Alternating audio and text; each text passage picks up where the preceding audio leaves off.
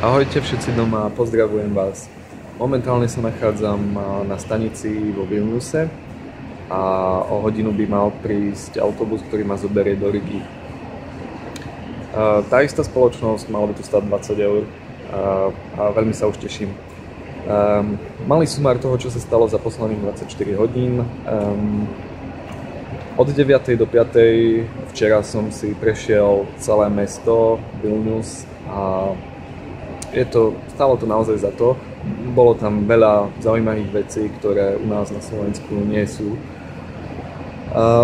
Môj hostiteľ mi poradil jedno veľmi pekné miesto, ktoré zhodou okolností, keď som do neho prišiel, všimol som si, že ponúkajú tzv. Sprievody, respektíve guided tour guides okolo mesta zadarmo.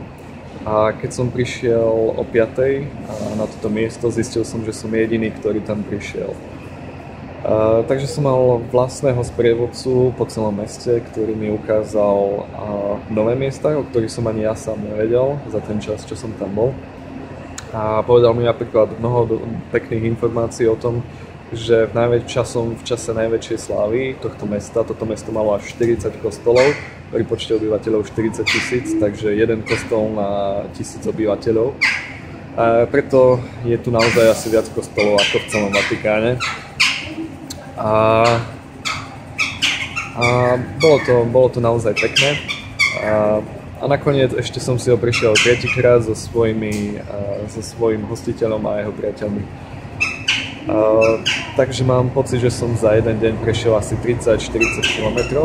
A osa. OK.